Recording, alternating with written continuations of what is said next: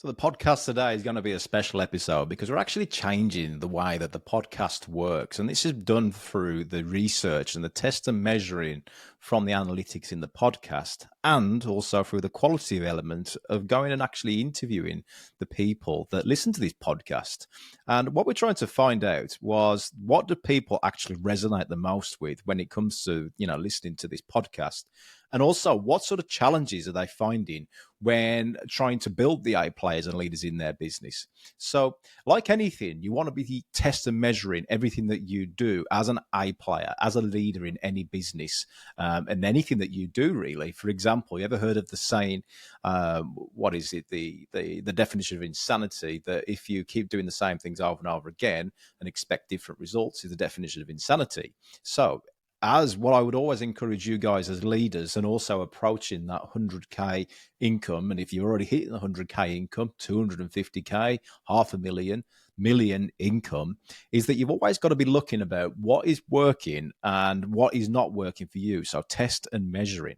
So the way that you always test and measure is, first of all, go back to the Peter Drucker. So Peter Drucker was a management professor. And what he said is that you should, whatever measures improves. So first of all is to, you've got access to all the tools nowadays, and you don't need fancy CRMs and fancy anything. You just need to start recording data. Now, it doesn't really matter if that's on the back of a fag packet, or you just open up Excel or Word and start recording anything. You see, but one of the biggest challenges I always see in people when I've worked with them is that people start to overcomplicate things. For example, when I go in there and start helping people with sales, they would start to say that, look, okay, well, we need a CRM. And they've even had people that pose my opinions on what they should be doing. And by the way, it's not always my opinions, because I would be coaching them to a decision. So this is the reality of actually finding the blockers of what's getting in the way of them expanding as an A player. So it's not always my opinions. They are literally saying this, of when they unfold it through their psychology, a CRM isn't the thing that's getting in the way. Yeah. The belief that they need a CRM is the thing that's getting in the way. So when we actually work with them, they'll figure out that, shit, I've been holding up for a long time here because I believe that I need a CRM to answer all my problems. And let me fucking tell you right now, it doesn't solve your problems. Okay. So what has this got to do with this episode of why we're shifting it? Well, look, what I've started to do is test and measure my own sort of figures and data. And what I mean by qualitative is actually going and speaking to people and saying, what do you want from the A Players podcast most? Who in your business is listening to the A Players podcast, and who's getting the most use of it? And how does that become a tangible result? Well, they're actually saying, Lewis, people in my sales and marketing team are listening to your stuff, but also in operations as well. I get a lot of operations managers listen. And well, okay, so what is it from the operation management side? What do they like best about what they're hearing? Well, they like best about how they become more influential leaders, how they get more authority, and ultimately they become more confident so that they can start to pursue their bigger roles. And so, okay, so break it down. Then what is the moment in time that person then becomes a higher income paid person? Well, there's two elements, Lewis. They either have a conversation with me and convince me that they are going to commit to the bigger game. Okay, so it's influence them, which is sales. And how else do they start to make more money in your business? Well, they start to learn that things don't happen to them, they happen because of them. So they do a win-win agreement with me with how they can start to make more business happen in this business. And in return, I pay them a higher level of commission for it. So, it's a win-win deal. You bring business in and I will pay you for it. Okay. So this sounds a lot more like sales and marketing, doesn't it? So sales being the influence part and start to bring more business in, increase the company's revenue. And also sales for me isn't just about what you actually say to people. It's also about your own personal branding and how you come across, which is your marketing. Yeah, everyone is a marketer in their own right. For example, I'm sitting here right now and I've just recorded a YouTube video, which you can go and check out, by the way, on sales psychology and about closing, because I find the word closing an absolute negative to somebody when they don't close, the sort of harm that causes them. But it's not about the close. It's actually about the lifetime value of the revenue that they bring in. So why would it be pushing and closing? Anyway, we're side questing here. What I'm actually talking about in this episode is why you should also start to think about how you pivot to get better results in what you do as an A player. So, what we've come up with after all the research and speaking with the top listeners and the clients, which I imagine you guys are right now, then people want to actually figure out, well, how do we go into that even more detail? So everybody knows right now, if you're listening to this podcast, my background isn't just as a former business coach working with a lot of large businesses ranging from, 1 million to 100 million plus. I also invest and I'm an entrepreneur in my own right as well. So I own businesses and shares in multiple businesses where I invest for their growth. But another element as well is the doctorate side, where I study human behavior and what makes these entrepreneurs that I work with become hugely successful. Because for me, if I can study that and replicate it through psychology and the coaching work that I used to do, then what would happen is that they would start to learn and take the gold nuggets from the other people as well. But what I've quickly figured out is that where the PhD professors and teachers were going wrong is that they're just teaching and not actually coaching.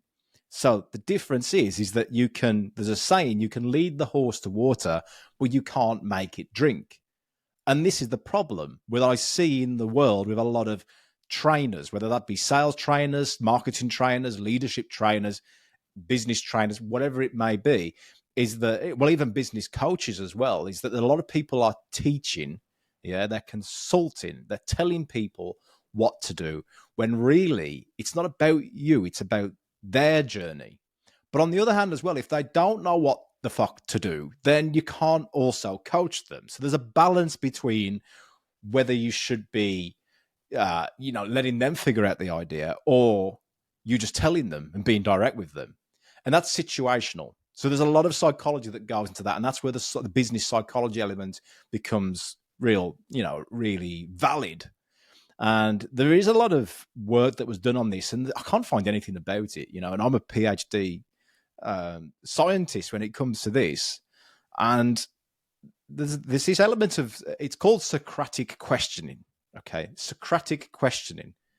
And what Socratic questioning is, it's Socrates. Okay. And if you look at the way Socrates actually led his people, his followers, it was through the art of asking great questions. So the thought bubble was always over their head and not the consultants, not the person who was telling the people what to do, not the teacher.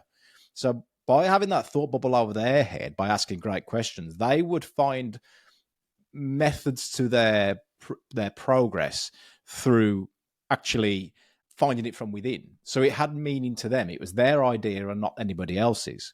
What that does is create someone's, the theories behind it is agency theory, is that if somebody starts to have these processes, these thought processes, then they build up not just the next steps to take, but it's not just about having a plan and the next steps. It's around someone's state and emotions of how they actually move forward. Okay. If somebody isn't in that zone, that emotional state where they feel like they want to drive and move forward, then you will never get the horse to drink the water. Makes sense? So what I'm saying here is that through my journey is extremely unique because it's a hybrid of being a business coach in the past, now owning and investing in large businesses, £1 million plus, £10 million plus businesses, and also this background in understanding human behavior and psychology. How do you bring them all together? Yeah. Now, as a listener, I want you to think about what is your unique journey? What are you going through that's unique? From your test and measure of results of you working with specific customers or specific team members, how are you becoming unique in what you do, right? Because if you find out you're unique, then you'll find a way that not just a way of adding more value to people, but also a way that you find your journey. So you want to learn and grow in that direction so that you can help more people, the specific people that need more help. Okay. Because if you are ice cream, if you think about this as ice cream, if you go to any ice cream store right now, what sort of flavors could you guarantee that you get? Chocolate, vanilla? You guarantee vanilla, right? So do you want to be vanilla? Do you want to be vanilla, where you're the jack of all trades to everything but master of none? Okay. Now, if you was strawberry twist with caramel and sprinkles on top, okay, then you would just go to an ice cream shop and say, I'll have a strawberry twist with caramel and and sprinkles on top. And the person will probably say, sorry, we don't sell caramel and we don't sell strawberry twist. But if you really like, that was your favorite ice cream in the world, and there was only one shop that actually sold it, when you went to that place, would you go out your way to actually go to that ice cream shop when there was 10 or 15 more competitors around you? Would you choose that ice cream over all the rest? Now, would you pay more for that ice cream as well, even though you would be thinking, okay, well, if I'm going to add 700 calories to my day and I'm only allowed 2,500 already, people are becoming a lot more conscious of it, remember, then do I want to spend, $5 or £3 on a standard ice cream, or would I spend $7, £5 on the ice cream that is actually worth 700 calories? Because the currency isn't actually money here, is it? The currency is calories. So if the calories are all the same, then you may as well think, okay, well, I'll have a few more calories in there, and I'll spend a little bit more. But the satisfaction will be that I get the thing that I actually want, that would fill the craving, not me just having a vanilla ice cream and then coming away from it going, oh, that was just a standard ice cream. I'm going into detail about this, but you get the method to the madness here. You get the point, is that finding how you resonate with the people that need the most assistance from you is what is important here. So here's where I'm at with this podcast then. So A Players podcast is very broad. Yeah. It's ultimately about people increasing their own personal revenue. However, to increase their own personal revenue, they need to use the vehicle of their own business or company, wherever they work, whether it be a big organization of 1,000+ people, or if it's just them and their friend and their mate starting a business, doesn't matter. That business needs revenue to survive. That business needs blood and oxygen pumped around. Now, as a business owner and investor myself, I found that, especially on my journey of coming through as a small SME owner, I'm talking like, 5 people, 10 people, 15 people, 20 people, as those businesses started to scale up. I found that, if I did want good training to increase my revenue, then it was going to come at a cost. And that wasn't available to me when I first started out for the first 5 to 10 years as well. So there's a problem that exists in the market. The second one was that, okay, now I can, if I do want to increase the sales and revenue in my business, maybe I should spend some more money on marketing. So there's Google Ads, and it's always driven that, there's 2 options really. You either do marketing or you get better at sales. Okay. Now, here's a challenge with the marketing element that I went down and I figured out, is that with marketing, there's a lot of people that want to sell you different ideas of what marketing works, whether it's like Facebook ads, Google ads, SEO. It could be the new email funnel fucking thing that's going to be amazing and no one's ever heard of, but ultimately it's just a CRM doing your emails. You just need to learn a bit more about it. There's obviously social media platforms. So you go and hire a social media expert or you employ one. And then what you start to recognize is that social media doesn't bring you fuck all sales. And then the things from all the other vehicles that you're using in marketing doesn't bring you anything anyway. So the point is that marketing costs money. Yeah. If you're going to hire someone to do your social media and bring fuck all results, then you got to go and try that and test it, measure it, make it work, and then try to start to figure out whether social media is the right platform for you to be using, or which social media. So there's lots of tests and measuring. You've got to be consistent for at least 6 to 12 months to figure it out if it works. And for an impatient bastard like me, that is just something that you've got to be having in the background anyway. Yeah. But you want to see results from it, because when you're first starting out, it's okay for me to talk now because I've got the money to invest in that through my businesses. But when I was first starting out, to hire somebody and this is real talk now, right? This is my journey, and I will continue to talk about this in the podcast because it's who I am. As an entrepreneur, when you're told that you should be spending some more money on your marketing for this or this and this and this, consistency is key. So if you're not prepared to buy into that marketing strategy for the next 18 fucking months, don't do it. Don't do it, or figure out how you can get leverage in a way that is sustainable. For example, if it was going to cost you $5,000 a month and they're saying it's within 3 months, you're going to get results. Bullshit. You're not going to get results in 3 months. Bullshit. Okay. If it was going to cost you £500 a month and you could sustain it for 18 months, then that would be a good idea, depending on where you are at. Okay. For somebody who's just first starting out, let's say you're an electrician and you know that you should be on social media, £500 a month to invest for 18 months, think about the actual costs of there, you're talking like $9,000. Yeah. If you're not prepared to put $9,000 into it, don't do it. Yeah. Find something that will be more sustainable. Now, the reason that there's so much AI and apps available is to solve that problem. So you can have an app that would cost you £20 or £50 or £100 a month. So in 18 months, it would cost you, 1.8K. That would be a more sustainable approach. And the learning and development you'd get through it as well would then inform you better. The challenge as well with going with somebody else, and this is from my own real talk experience, is that most marketing companies out there only know a little bit more than you to get people on board. And it's a bit like they give you everything. I mean, you can't see me right now, but I'm drawing a line graph. It peaks for the value that you get to start with, and then it dies off. It dies off because they're then interested in how do they acquire more clients.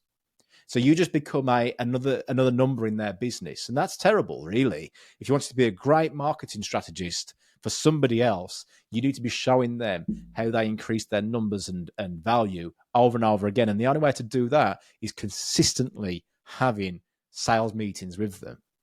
But of course, if you think about SMEs, if you think about these people that are going out and doing marketing, they probably used to work for a marketing company before or did something in a marketing department. And they've gone, why the fuck am I working for this person? I could just go and work for somebody else. Work for myself, sorry. So they go off and work for themselves, but they have no sales experience, yeah? So they could be good at marketing, but how do they know about, one, how to actually get a client, conversion rate, and two, because remember, a lot of sales training that I've seen, the big frustration that I've seen is how to get the client once. How to get the client once. The uniqueness of how I approach it in my businesses is how do you get the client month in, month out for the next 10 years? And that's through not just being a pushy sales closer, hence my new YouTube video that I've just created, but how do you add lifetime value and through relationships? Yeah. How do you make sure that that person is consistently getting better value than what you charge? Yeah. And that's what you need to figure out.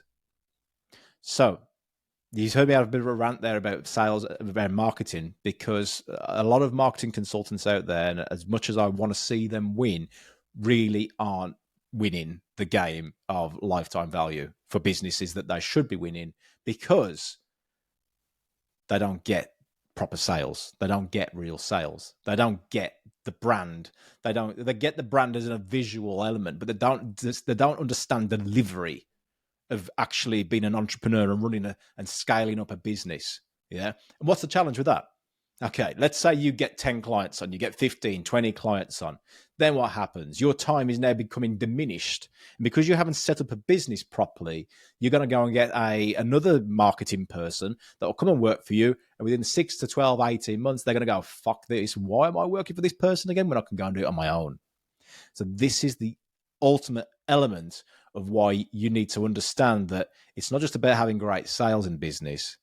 It's about how do you provide a vehicle that you can then equip more A players to that have great value from being in your company or having you as a manager that ultimately they will want to stay a part of forever. And the only way you do that is by thinking win-win, right? How do you create a vehicle that is always a win for you and always a win for them?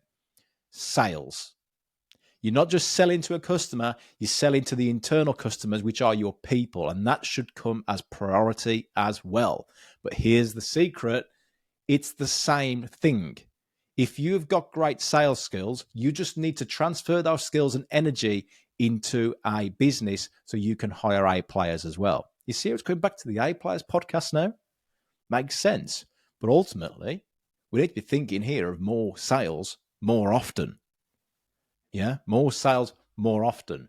And the only way to do that is by being around an environment where you're constantly learning quality sales skills. So this is just a bit of an example of what we need to be speaking about today from my experience and my test and measure of what's worked well within businesses. And what I'm starting to see the most of, and where the biggest issue is that unless you're a larger business and can afford sales training, then people don't ever get trained in sales.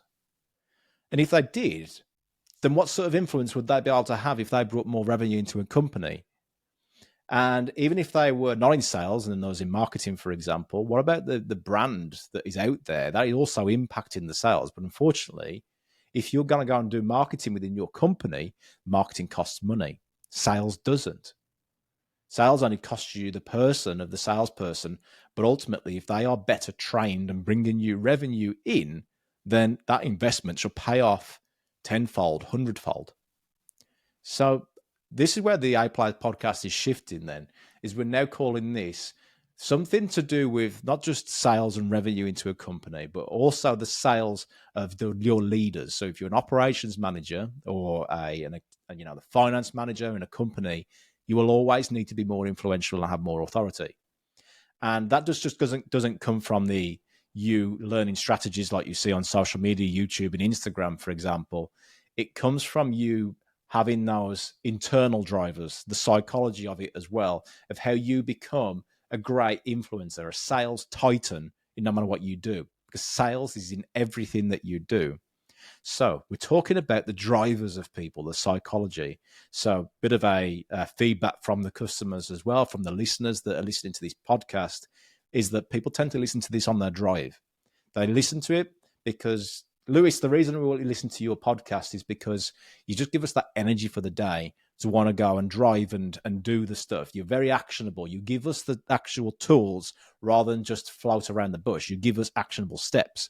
So we're calling it Sales Drive was the name that we came up with. So let me know your thoughts. What do you think? Sales Drive. I'm going to change it anyway. But ultimately, what I want you to learn here is from my journey is that let the test and measure in your own customers decide what suits them. It's just a name. It's just a name. But it's the customers that have decided on it. They want more sales. They want sales from everybody within their business, not just the salespeople. And ultimately, they want their sales team to be driven and engaged. And the feedback is you're listening to it in the car. So Sales Drive sounds like a good little play on words, doesn't it? Let me know your thoughts on the Spotify comments or on social media as well. And from now on, we won't be the A Players podcast. We'll be Sales Drive. Oh, and by the way, 100K Club, there's some big things coming there where that is also transferring to an affiliate-based program. So 100K Club will still be there where you increase your income significantly. But guess what? The tools from Sales Drive will also contribute a lot. And we'll also be bringing A players on as well. So we will still have A player guests. You'll just notice at the start of the podcast, it will say A players, and then it'll have the guest name on as well. So still being an A player, but this time we're going to teach you actually how to be the A player, how you can start bringing more revenue into a firm, the vehicle that is your success vehicle, and how you can transfer that revenue in from that business into your own personal income as well. So welcome to Sales Drive. And finally, just remember, this is out there to help everybody start to grow and scale. And by everybody growing and scaling within your company, including you and including your sales and operations team, you all start to win more often. So be sure to make sure that this podcast is sent to your team members, especially your salespeople, so it provides them an environment where they can start to learn and grow as fast as you do. So make sure you send it to them and ensure that they subscribe to this podcast so that they can be a part of Sales Drive and the environment that you need to take your success to another level. Be great. Catch you on the next episode.